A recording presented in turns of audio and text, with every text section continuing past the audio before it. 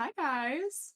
We are back with our reread of A Court of Wings and Ruin by Sarah J. Maas. We're doing the whole ACOTAR series, just in case you're just dropping in on this episode because it's our newest one. Go back, we've got more to share with you. As a quick reminder, this is a true reread. Oh, sorry. Jamie's copies creating lots of noise. This is a true reread, so if you have not read all of ACOTAR, this is also not the place for you. We're going to talk about stuff that hasn't happened yet, even though in this episode we are specifically talking about chapters 35 to 56. 35 to 56. But yeah, we're going to just jump right in. Maasverse at the end of this episode, we decided, right? Because I think we've only got we have a couple things that we think we might have seen. So we'll warn you so you can just tune out if you have not finished all of Crescent City and all of Throne of Glass, just so we don't spoil anything for you. But we will warn you, so don't worry about that. But yeah, just to dive right in to this third section of ACOWAR, I want to start with my personal favorite scene in this whole bit, which is the High Lords meeting. Like maybe one of my favorite scenes in like this whole book. But it's just so good. Jamie, I think you said earlier that it's like a reunion episode of Love is Blind. It's just like the drama, like the one-liners, like just the shit that goes down. I love every single minute of it. What about you guys? Loved Amazing. It. Like jaws dropping. Yeah. We finally got the Helion is Lucian's dad reveal. Yeah. It's so good every time. Feyre is the one that figured it out. And Reese was like, wait, what? Yeah. I forget every time I read this book that like it wasn't already common knowledge. And then I think, how? How was it not already? How was it Feyre that put two and two together?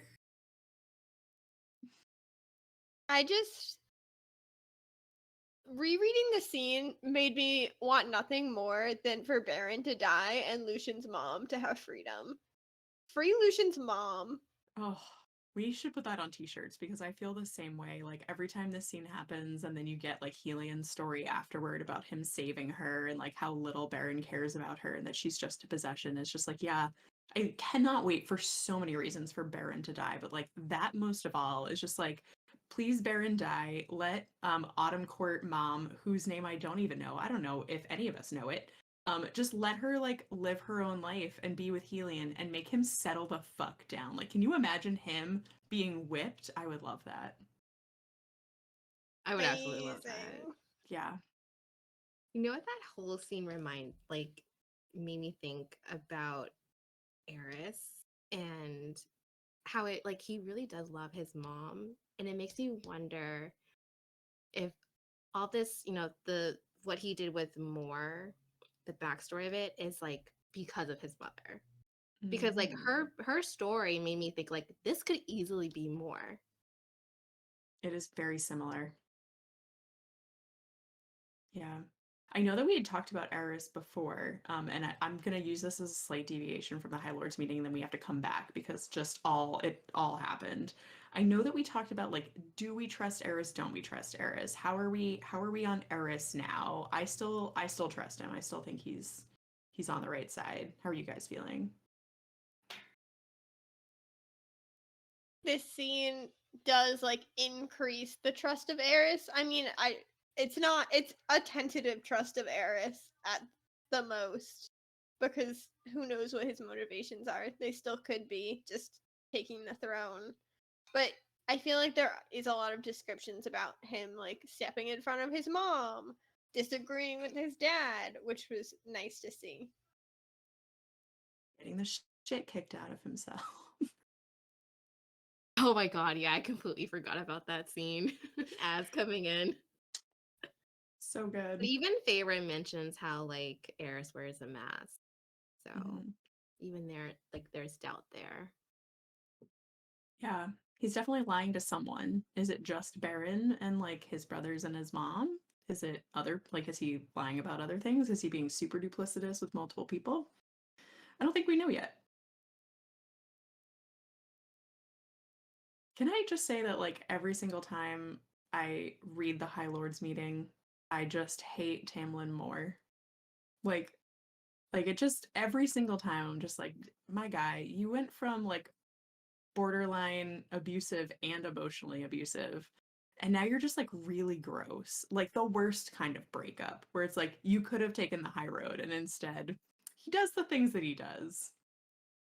But did you guys hear all the Elaine is a blooming flower language that was throughout this section? Yeah. Yes. Do you like to go into that at all, Elena, or you just want to leave it there? I'm just leaving it there for posterity. For Just posterity. unrelated note. Yeah. A lot happens with Elaine in this scene, which I think we can just like deviate and talk about. She goes through a lot. Like we see her make a lot of progress. She's baking some bread with her two besties, Nuala and Caradwyn. But then she like goes to confront Grayson, and I think maybe there was a large portion of her that thought that maybe he truly loved her and would be able to see past the fact that she's Fae, and he definitely did not. And yeah, she went through a lot in this part. How are we feeling about Important Elaine? question. Yeah, Who's more gross in this section? Grayson or Tam? I would say Grayson. More gross? Yeah. No, I say Tam. So my thought behind the decision is that there is a part of me that is like Feyre is partially at fault for why Tamlin is upset with her. And I'm not saying like I totally agree with all of the choices that she made, but I do see how she took action to bring some of that ire onto her. Whereas Elaine, on the other hand, did legitimately nothing. Like you cannot even argue that she did anything to betray Grayson or like make him question her love for him. Like all she did was get kidnapped and shoved into a cauldron and made Fae. Like She lied to him with her appearance, Brooke. okay, that's true. That's true. Um, She did allow the glamour to get her into the fort. That's fair. but no, I agree with you. I think a lot of Tam's anger is warranted, although he brought it on himself. Like she didn't do anything to him that he didn't perpetuate. Oh, for sure. Just like if I had to pick my least favorite. What about you, Jamie? Why do you think it's Tamlin? Why does he take the cake? Being more gross. That's the question, right? Because I was like Mhm. confused a little bit. Yeah. No, I still think it's Tamlin. He still made decisions and actions that even though like Favorite had a part of, it was still like he's still High Lord. He made those choices and decisions. Like I don't know, Favorite didn't make the Sentries do go against him, but you know, he made the choice that lost their trust in him. He's just not a good leader. He's not a good High Lord. No. We don't love Be a him. great leader. Elaine? Elaine. Yes, if the spring court was somehow empty and she could just like walk in and take it over, I'd be like, yes. Um, Having talked about Grayson, it did occur to me that he's not like there's a non-zero chance of them getting back together. Like, does anyone foresee that as an even possible route? Okay, it occurred to me is like, is there a way in which like we have an Elaine Grayson like they overcome? And I hope not. Oh, I wish him death. Death Yeah, in the war. yeah. I legitimately hate him. Like legitimately hate him every time he does that to her. And tries to get back the ring and is just like the Oh scum God. of the earth. Mm. I'd like to amend my previous statement, not death in the war, death via Nesta. Because that would bring me joy. Yes. Like she rips off certain body parts. She would do it. She would. That'd be great. I'd watch that in detail. Speaking of which, the cute Nesta Cassian moments in this section, Oh, So many. I so loved it. many. The only thing was that like more kept stepping in. don't know how I feel. Like I kept going back to it, like wondering why she was doing it. And it was either that she's just very protective over Cass, or she's sensing that she's losing him and using him as a buffer between her and Az, which I don't know how I feel about that, but those were what I thought. I think Yeah. it's the first one. Although I like this reread has reminded me like how much I've forgotten, like just the little things. Mhm. So maybe there's a point when she's like telling Feyre about everything that's up with her that she might admit that to her. But yeah, I always take it as that she's just worried because Cassian's like her best friend, and she doesn't want Nesta to hurt him because it seems like Nesta could only hurt him. Like there doesn't seem to be another option at this point. And that's how I interpreted it too. Because we don't trust Nesta with Cassian's heart, which is fair. Very fair. Although she is trying really hard. Like, she helped all night with bandages, and she went to the High Lords meeting even though she didn't want to. Like, I feel like she's doing a lot of stepping up and personal growth here that she wouldn't have previously. Yeah. Like this is like end of Silver Flames Nesta. Like almost end of Silver Flames Nesta. Like she's like up here and then she starts like down here and I'm purposely not showing where my hand is because that's how low down it is.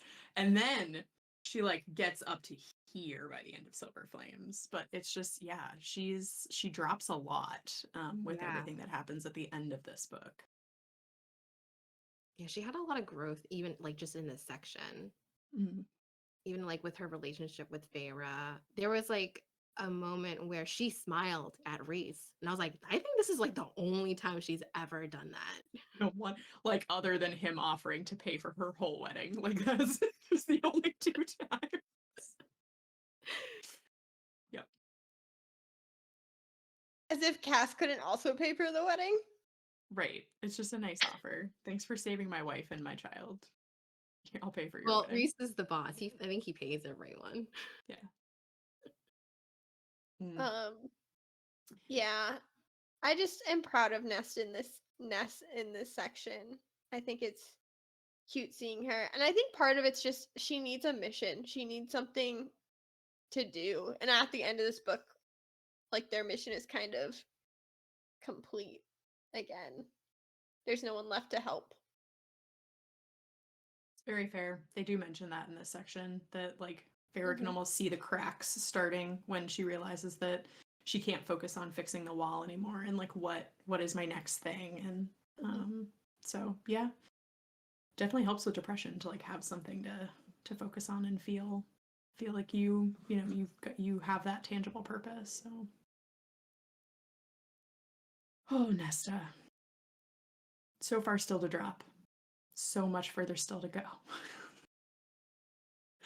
The High Lords meeting always surprises me every single time. I forget that Helion tries to be mean. Like I forget that he tries to like just be like this like aloof, like cold, like, you know, unapproachable guy. And then he's all like, anybody for a threesome afterward? And I'm just like, I always forget there's that like that facade of Helion.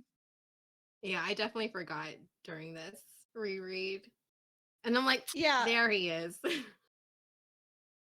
I was reading it and I was like, did I think the wrong thing? Like I thought Helion was a bro, but maybe I was wrong about him being a bro. Thought he was the fun High Lord.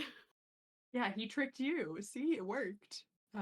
I did love his like little one-liner afterward where he's like basically like, why didn't someone tell me we were gonna be our true selves at this meeting? It was very funny. Oh man. Out of the whole thing though, I think my favorite, and it's like it's so typical, but I think that my favorite little moment of the whole thing is Asriel just saying, you know, be careful how you speak about my high lady. Like every single time. It just like because like the violence is also fun. Like Feyre handing Baron his ass is great. Like Asriel punching Eris's face in is great. But it's like that cold, calm violence of just like I am warning you. Like you say anything else about my high lady, So good. It was a good moment. Mm. Also a fan Great. of Reese muting Tam. Ooh, that was another Mute. one. I forgot about that. There are so many great little moments. That I is think definitely my one of them. favorite about the whole High Lords section is probably Callias and Vivian. Oh, That was so good. why can't you make me high lady? Where's Bella with their like childhood friendship to love story? That's what I need. Yes, it like what they turned out to like childhood friends, and what was it? Maybe he hated her or something like that. And No, he loved her the he whole loved her time. forever. Yes. Yeah. Yeah. Oh. I know, it's so cute. Even just like that, like one paragraph where they basically tell the whole story. But I would read that I as a would whole read it book, too. Yes. whole thing. Sarah, give it. Yeah, it's so good. And I really hope we get that level of character development with the other High Lords that we haven't yet. Like, I want to know about Thesson and his guy. Like, is there something there? Like, because I mean, I thought a really cool thing that this section reminded me of was like how mating bonds are not like automatic. Like, even with Callias and Vivian, who were both high fae like the whole time they knew each other, like it didn't snap into place until he like came back and proposed to her, and then they were making it official. So, right, exactly. So it's like it's interesting to me to think of, you know, we see Feyre and we see Nesta, and you can sort of like understand why their mating bonds happened when they did, because neither of them were high fae the whole time. But it's just interesting that there is like a possibility of your mating bond like snapping into place at some point, and like what causes that. It's just, yeah, I noted that too. It's just interesting how it happened because it was very similar to Cassian and Nesta in Silver Flames because they were Mm. doing the deed when it happened Mm-hmm. with Vivian and Callias.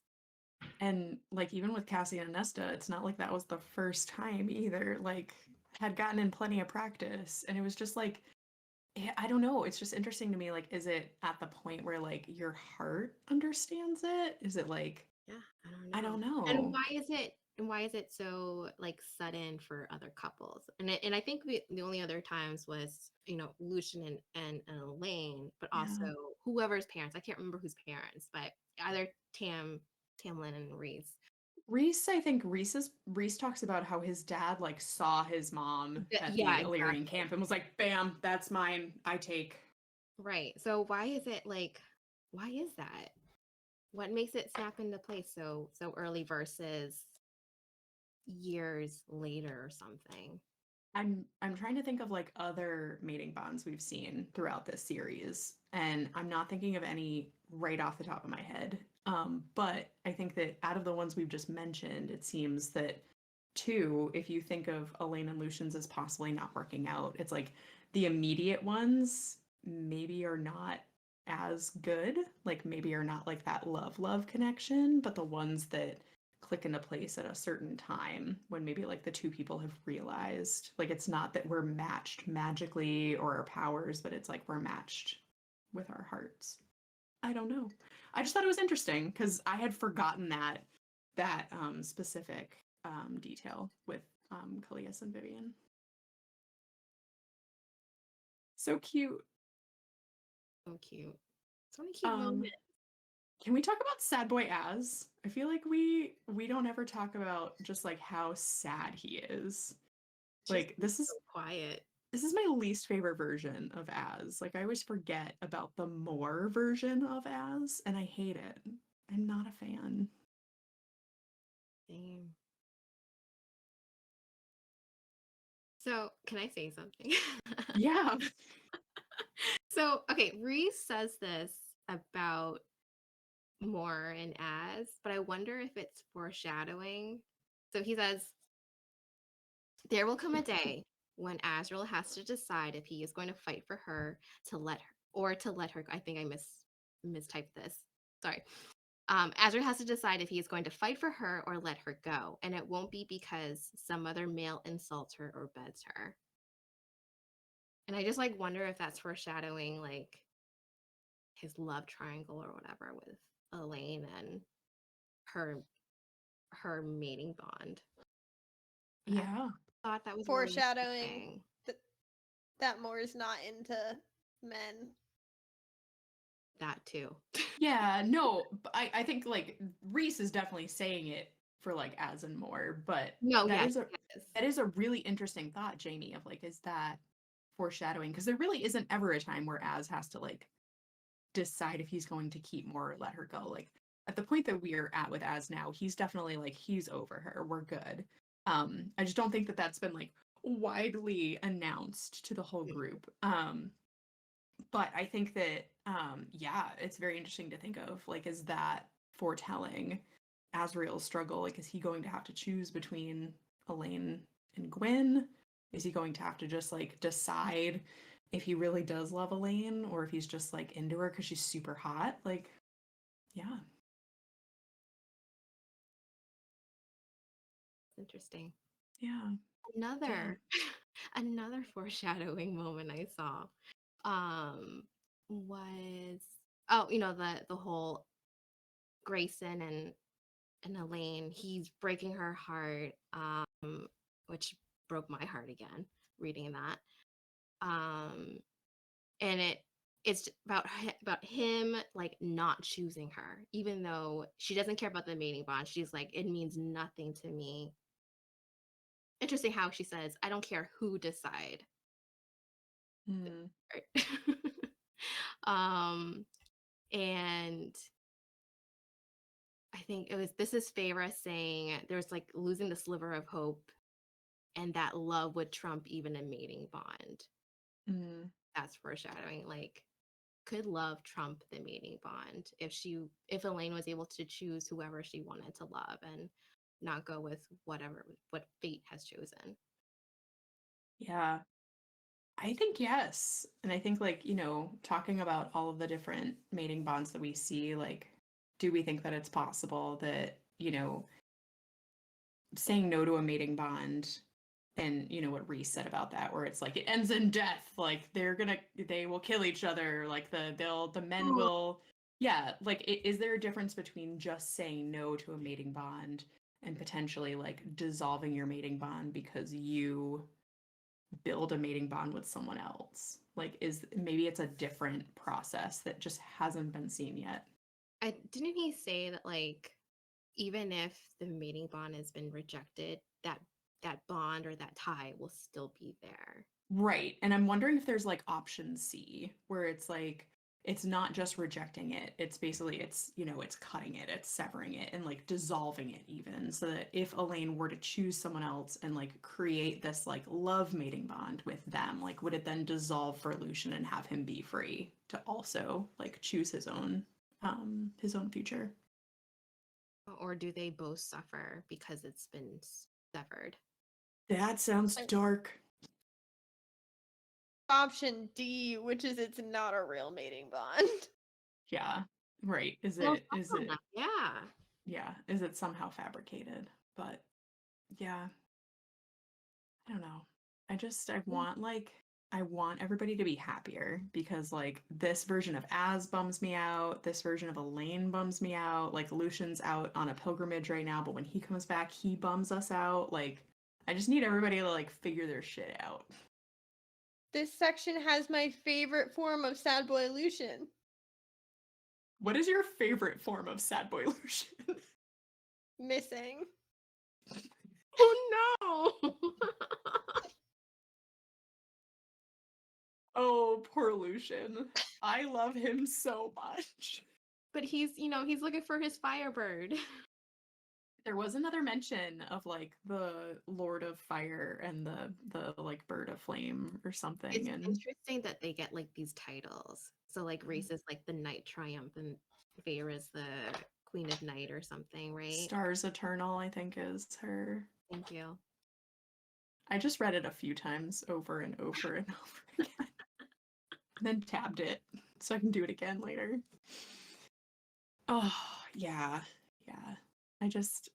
I hope that in this next book, very early, we get a lot of like Asriel just being like, here's the deal. I'm not in love with Moore anymore. Sorry, Moore, but like it's not you. And I'm figuring my shit out and like I just need everybody to support me. And I know that's not gonna happen, but like I I need it. I need Azriel to just be more like take charge, make your own choices. He tries to make his own choices in bonus chapters. Reese gets mad at him.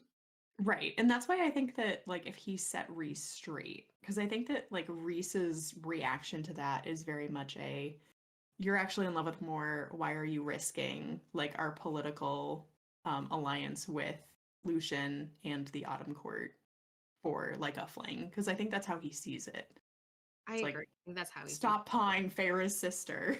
it. You can get your fling somewhere else. Yeah. If Az just strung more than 5 words together ever. Also, like Lucian is like in the same house as them, so it's not a good look. Oops. Oh. Would have been Anything else? Oh another. yeah, go ahead, Jamie. I was just gonna say probably could scent each other Oh, if something were to happen. awkward. Mm-hmm. Very awkward. Anything else with the High Lords meeting? Any other like favorite moments or things that you recalled from it? Because I want to talk about someone who was not present at the High Lords meeting that I think we realized we should have talked about in the first episode of this book, and we did not. And that is Jurian, who comes back in this section in a big way. And like, how do we just feel about Jurian as a whole? Like, at the beginning of this book, he's now not just an eyeball in a ring and like a little finger bone. He's a fully like reincarnated, basically mortal dude. And like he spends a lot of time with Feyre. He seems kind of cool to me, at least in the beginning. And now he's coming back and saying like, I have the best of intentions. I'm totally against Hybern. How do we feel? When I first read it, I didn't even believe it when it said that he's actually the good guy. It happened so quickly. Like even though Reese and Feyre went into his mind and confirmed that he's actually a good person, I still didn't even believe it. And then this reread helped me appreciate it or made me believe it a little bit more. Mm.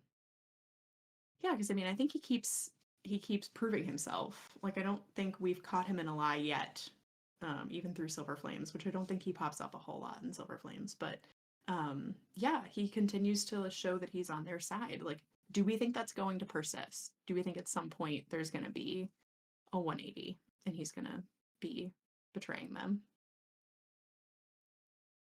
Oh, No, question. I think it depends. It depends what the conflicts are later on. Like, I think he's always going to be on the side of the humans and supporting, like, trying to keep them safe. So, as long as that's still the current goal, I trust him. But when it gets into the, like, details with Miriam and Draken and all of those people that we don't have a lot of context into, it's hard to say. Mm-hmm. His actions too,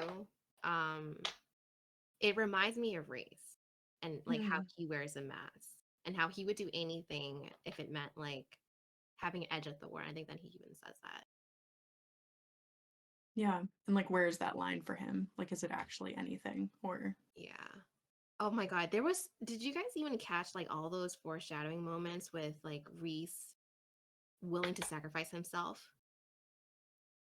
I didn't even catch that the first time. I think, well, I was also influenced because I knew that he was going to make it. So it never really like occurred to me that he would die. Sorry, guys. Yeah, no. See, someone who had no idea, I kept seeing like the Reese, you can't always take it on yourself, and Reese, it can't be you at the end, and all of like, there are so many chapters in this book that end with like a really downer line of like, we clung to each other because we didn't know what was coming next, and like, we enjoyed the day because who knew what next week would be, and it's just like, I shouldn't have fallen for it, but it just every time, like even in this third reread, I know I'll be crying when Reese does his like on the battlefield speech about like all of them being such a close knit family. I'll just be like, is this the time you don't make it? Oh, I think that's why like this book did not hit me as hard because I knew that he was going to be fine. Like, Yeah, Frost and Starlight is out. He makes it to that. I know that. that's true. We're not going to Yeah. lose him. Yeah, no, there was a large part of me the first time through that I genuinely thought that Reese and Amryn were gone, and I was just like a total mess. Amber and I was prepared to lose. Mm. And I was kind of upset that she came back, to be honest. But I accepted that she came back. Yeah, yeah. Upset like in the punch got pulled and you felt like it shouldn't have been pulled. Yeah. Right. Because Yeah. like the big deaths were like the creatures and they were really cool. Yeah. Yeah. Speaking of the creatures, I do love the one scene that we get with Braxis in this section, which just like every time I reread it, I'm reminded why I love him. Like sometimes it's hard to put words to, but it's this scene specifically where he's like, no one summons me. But that is like, I want to see like I wanna the win. moon and the sun and the stars. And Farrah's like, oh, how do I get them in here? And Amren's like, girl. And she's like, oh, yeah, a window? Sure. But like, is that all you want? And Braxis legitimately just wants a window. Like he wants friends in a window. I love Where? To Oh, yeah, cause go. people to die from fear. Friend's Yeah. window and being able to nonchalantly murder as many people as he wants with their greatest fear. Yeah. I think of it as like if someone was offering me like an all you can eat ice cream buffet. Like, get it? I understand. He's like, think of all the flavors, every topping I could possibly want. Like, yes, please. Where is he? Does anyone have any thoughts? like Like, where is he now after Silver Flame? right Or- now. Like, I don't know. Because I feel like we probably won't talk about him again. So I wasn't sure if you guys had any thoughts on where he might be. Frolicking. Just like, is he just terrorizing like small amounts of people, like a serial killer? Like he's trying to stay under the radar so that they don't put two and two together. No, I think he just wants friends. Elena, what were you Back. saying? Just that he said he wanted to go back, that it was his home, so I don't know why. I don't know. That's an interesting thought that I had not considered. Is Braxis not back, and not because he doesn't want to be? Whoa. Well, maybe we'll get more clues and we can talk about him again, but I just always love thinking about that. Like I'll just be like doing the dishes on a random Wednesday and be like, where's Bryaxis right now? Like what's he up to? I wonder. Just hope he's happy. Yeah. Yeah. Is there anyone else that we didn't talk about? The cereal? We're off to see the cereal? Like the time number 3? We are. We are off to see the surreal. This is another one of those moments where Feyre just like does something and like I understand what she's doing, but at the same time, having read it before, I'm just like, girl, why couldn't you have just left a note? Or more. Yeah. Yeah. And if we're going to see the surreal, this is leading up to one of my personal favorite scenes of the whole book, which I'm very, very stoked for. Yeah. Oh, just what happens after the surreal. Just a certain Elaine trip, gets taken. just a certain trip to a cottage. No, just a quick The jaunt. Weaver. Just a Oh, little That was a good one. R.I.P. R.I.P. Everyone's favorite character. Was there anything about the surreal that you wanted to say, Elena? Like any thoughts on using them for this? No, I'm just excited to see them. Yeah. Even though it's sad. Yeah. Oh, R.I.P. Yeah. Yeah. This is where the torrent starts. It's gonna be It's a rough like- last section. Yeah, we've got 2 more. We have 2 more sections? Yeah. Is it two? No, it's one more section. No, it's 1. Is it? 57 to 82, which is Oh. Perfect. One more section. Yes, this is where everyone dies. And also Well- we save Elaine from the cauldron. I wonder if we'll see the cereal again because the way it was introduced in the first book made it seem like it was like a species. So there are multiple Mhm. cereals. There are. So yeah, maybe we'll see a different kind of, not the same cereal, but a different one. That would be Maybe, awesome. maybe in a different continent. That'd be so cool. Mm-hmm. I would love that. I think the only people that we possibly didn't talk about were Reese and Feyre, which I don't know if we really need to talk about them. It's just I had fun pulling my little lavender tabs out and just having their little moments together, and it made me happy. We didn't talk about Varian and Amryn. Even We though didn't. know about them. But I did We didn't. catch on is like the very last part of this section where what was it? I think Reese was saying like, "Oh, you're invited to Valaris anytime Mhm. after the war," and then like Varian gave a look, and I think realizing it's because he knows Amryn's plan that she's not coming back, and why would he go to Valaris if she's not there? Mm. Do you Know think that? so? I think so. Isn't that right? I don't He knew about her know. plan. I don't think he does. I I know. took it I as like didn't. he would like to go to Valaris to spend more time with Amryn. That's Like how he I would. took it. No, because he's devastated. Like that little Oh, boy is yeah. losing his mind at the end. But I just love how he's simping over her Yes. whole Like time. when I forget if it was Reese or who made the comment of like, well, I don't think Amryn's gonna give her blood ruby back because she's quite attached to it now, and Varian being like, so cute. He's so cute. I cannot wait for their scene, which I think is in like 3 or 4 chapters. It's soon, where they both are at the camp and she just jumps on him. Like, I love it. She's like, this I'm mortal. really misremembering, Yeah. She's like, this but Fae I is love mine. them. Take him. This, Yeah. what, 15,000-year-old Fae? Well, yeah, because I said mortal at first because I was thinking of like Amryn compared to Varian. But yeah, every time I just think like, wow, Varian, like you must have it real bad to be able to overlook how scary this girl is that you're just like, yeah, Right. I choose this one. So good. I'm also so happy that the blood rubies have been revoked. They're gonna be friends again. I love the summer court. I want more moments at the summer court. All courts. I appreciate like all the descriptions of the courts in this book. Yeah. The Like beautiful imagery of Dawn. Dawn, yes. Like I don't remember it the first time, and this one I was like, it sounds very heavenly. Yeah. Yeah, all of them like fawning over how pretty the palace is, and Reese being like, all right, I guess I gotta do some remodeling. Yeah. Anyone else? Any other moments? I think the only other thing that I wanted to very quickly mention, because this is one of the scenes that the fandom loves to make fun of, is when Feyre and Reese hook up after the first battle. And everyone's because there's literally the line is that like, you know, their love making basically drowned out the sounds of people dying around them. And everyone's like, ooh, maybe not the right time. But I would just like to pause it very quickly because I think it's very clear that Reese is having a hard time dealing with like the whole thing, and like Feyre is too.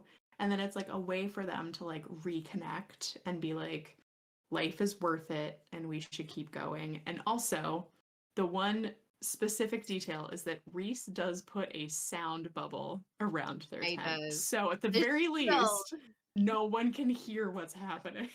I just wanted to throw that out. I just wanted to defend my favorite Moss couple. They, I think, made the right choice at the time.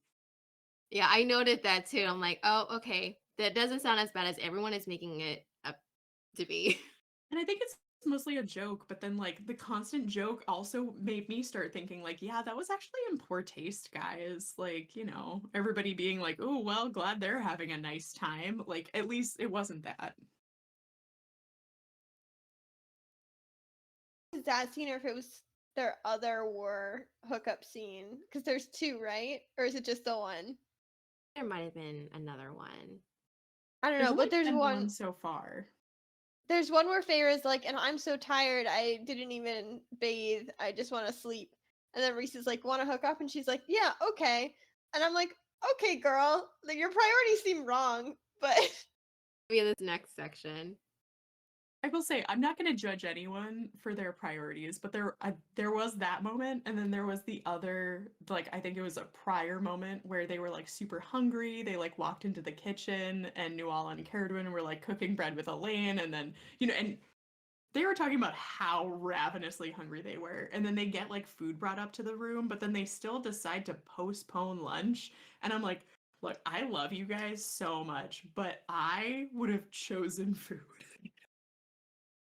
10 times out of 10. I would have been like, let's just eat this meal, let's enjoy some time together, and then see where we're at afterward. Yeah, no, not here to judge anyone, but I read that scene and was like, not the choice I would have made. But Like maybe it's just time to sleep. Maybe it's sleep time. I do always love, just that made me think of, I love the short scene in Dawn where Feyre's like, hey, I know we've been like flirting with each other all day, but like I don't think that I can do it in the same place that Tamlin's in. And I love that there's like no question. Reese is just like, yep, let's have a snug party. Like there's no like, are you sure? Or like, yeah, I can do it no matter what. It was just like, yeah, no, maybe not while my ex is here.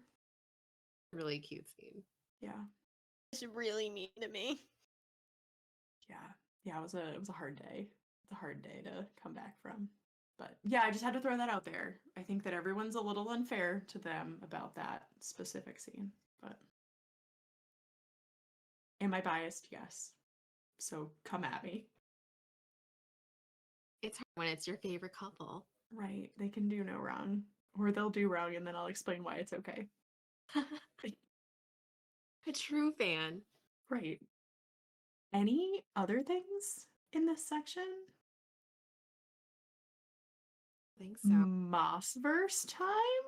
Some Maasverse thoughts? I think it's going to be pretty quick. So if you've all read Throne of Glass, all of Throne of Glass and all of Crescent City, including Flame and Shadow, stick around and let's see what we found in this section. Does somebody want to kick us off? Better world. They did say that, didn't they? Yeah. That Where are you asking, where was it, Elena? Jamie, do you remember? Yeah. I think it was obviously Feyre, but I think she was talking about Tarquin, right? yeah. That they are both on the same side, that they both want a better world for the lesser phase and, basically everyone. Yeah. A better world. I love it. I love those little Easter eggs. One of our three leading ladies just perpetuating the idea that someday we can get to paradise. Mm-hmm. Yeah. Easter egg, or is that just a reuse of terminology? No. No more gaslighting. Or we thought there was crossover. No, there's no crossover. Can't possibly be Sarah's crossover. just using this, like, reusing lines. Oh goodness. Oh, that does remind me that I noticed there was a lot of Feyre being like, oh yeah, my light is definitely from Helion. Definitely from Helion. And I'm like, I think you're trying to sell it too hard. I think you're definitely selling it too hard. I'm gonna stick with my own theory on that one. noted Okay, that thanks. too, and I was like, is this a red herring? Yeah. Speaking of reused terms, at one point Reese was also like, and one day I'm gonna go around and remove the memory of Amarantha from everyone's minds until she is no one, and no, like, whatever the way it was framed was like, and then she'll be no one. We've heard before. Like, as in, she will be nameless. She'll have no name. We will wipe her from existence. Forgotten in history. That'd be cool. Like that Fey warrior. I'd be down. Yeah. I think the only other thing I saw was when he's talking to the King of Highburn, he describes his eyes as very dark. And that's all we get in terms of descriptors. I was like, we're not going to get a color? We're not going to get just very dark? No, I think they call his eyes black in a previous It might be in Mist and Fury. I think they say his eyes are black. For Hybern, Sus. right? Yeah. Oh yeah. And then also, I don't know if we knew this, but it re-struck me that Brana and Dagden are his nieces and nephews. So like prince and princesses question mark? Yeah, that's true. Maybe we knew that. And we don't ever get a name for the King of Hybern. Mm-mm. No. That did confuse me at one point because Hybern was used in plural, and I was like, but he's one guy. And then I was like, no, because Hybern's the island, like it's the nation, but also the guy. Yeah, because it's like the King of Hybern, and then they just keep calling him Hybern. I do have to say that because this is applicable, that Matt, my husband, he's reading Throne of Glass for the first time, and he just keeps screaming, "Why do none of the kings have names?" True though. I'm like, I don't know, honey. Why not? Can What you if tell his name him was Dorian? his name is Dorian? Wait, where's Matt? Matt, No, can you I call Matt meant here? King of Hybern. What if his Can name you is even Dorian? imagine if I just like totally gaslit him like that? I'm like, maybe his name's Dorian. Oh my god, you'd be pulling in an Elena. I Elena would be would that guy. 100% do Never that. No, no. But it did make me think, like, because I don't think I'd ever really thought of the idea of, like, is the King of Hybern somebody that we know? Or is his name significant? And that's why we don't ever get it. I don't know. And he's dead now, theoretically, but would we have known who he was if we knew his real name? And is a Dorian. Does the Autumn King in Crescent City have a name? Like, what's his first name? Yes. He NR? does. NR. He does. I can't think of it right now, but he It's does like have a name.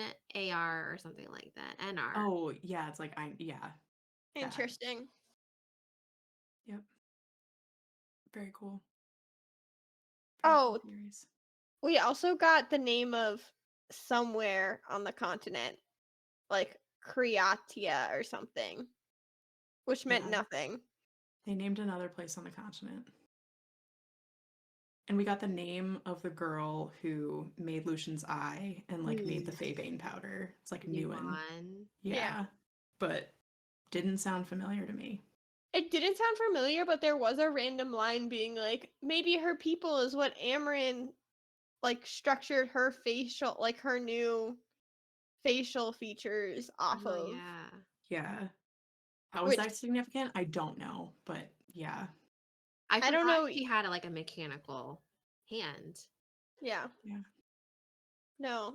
And it might not be, but it just feels like, okay, then her like people must be like very old because Amarin would have seen them a long time ago, and like, I don't know. I don't know. It just felt like a weird thing to add. But maybe it's just random.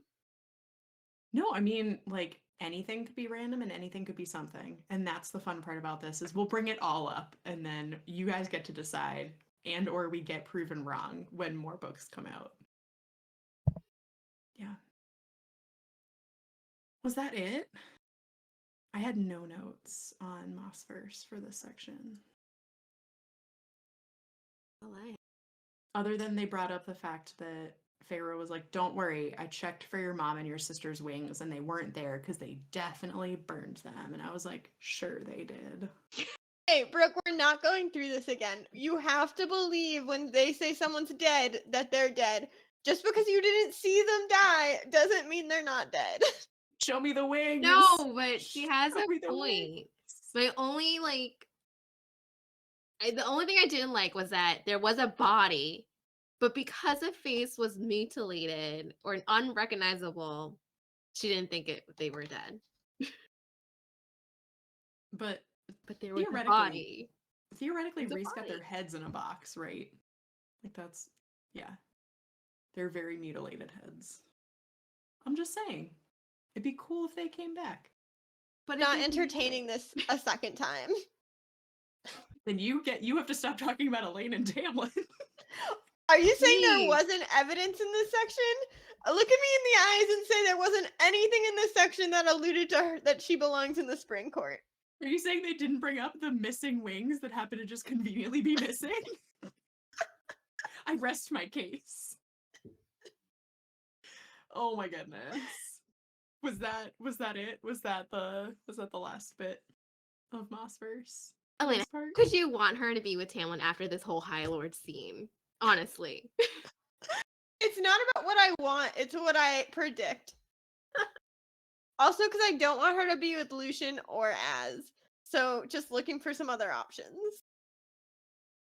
Looking for options in all the wrong What courts. about Eris? Or Jurian? Or more?